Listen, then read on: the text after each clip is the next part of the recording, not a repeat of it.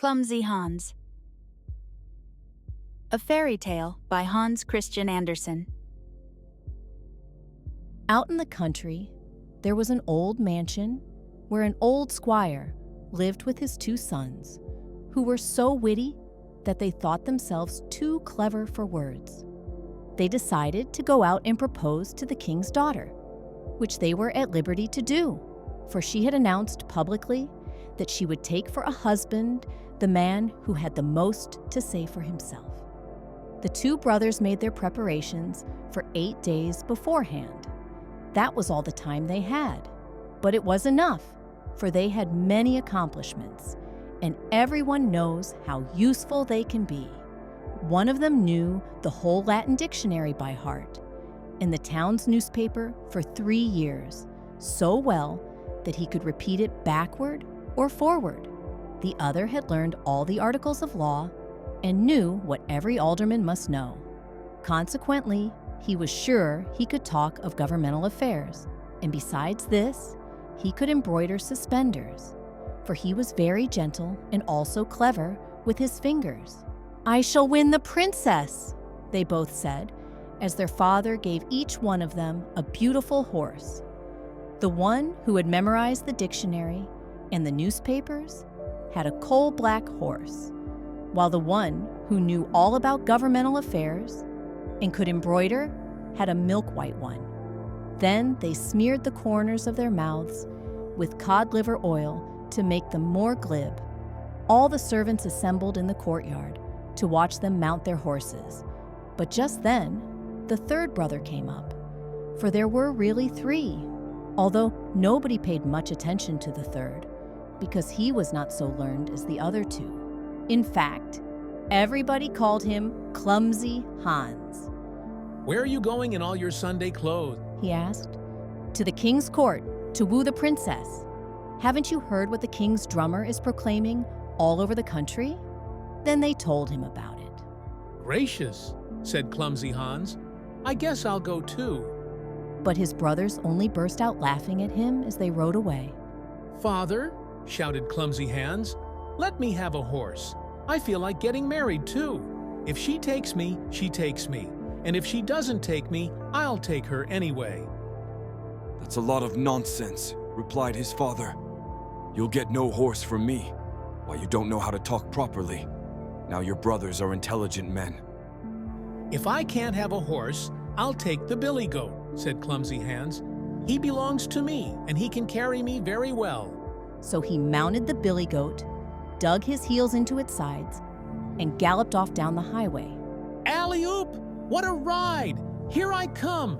shouted Clumsy Hans, singing so loud that his voice was heard far away. But his 2 brothers rode quietly on ahead of him.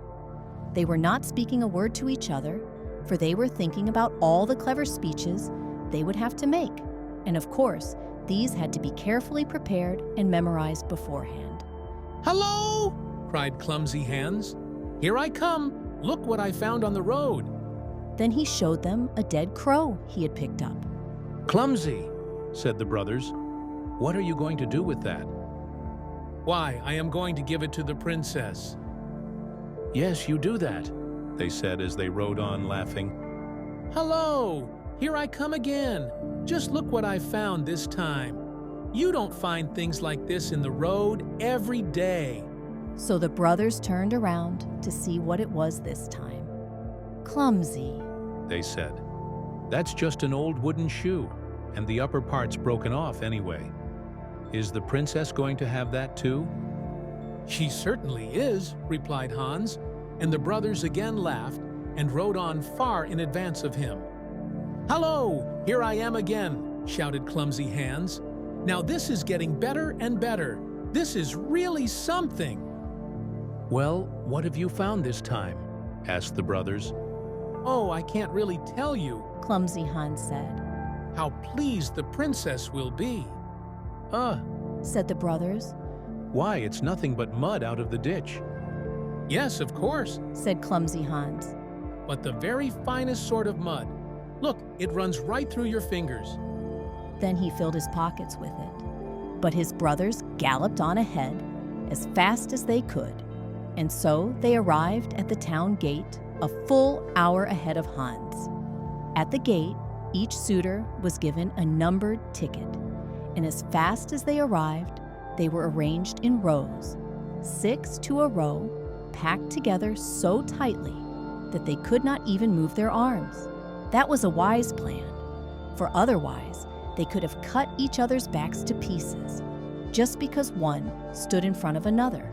All the inhabitants of the town stood around the castle, peering in through the windows to watch the princess receive her suitors. But as each young man came into the room, he became tongue-tied. "No good," said the princess. "Take him away." Now came the brother who had memorized the dictionary, but he had completely forgotten it while standing in line. The floor creaked under his footsteps, and the ceiling was made of mirrors, so that he could see himself standing on his head. And at each window stood 3 clerks and an alderman, writing down every word that was spoken so that it immediately could be printed in the newspapers and sold for 2 pennies on the street corners. It was a terrible ordeal, and besides, there were such fires in the stoves that the pipe was red hot. "It's terribly hot in here," said the suitor. "That's because my father is roasting chickens today," said the princess.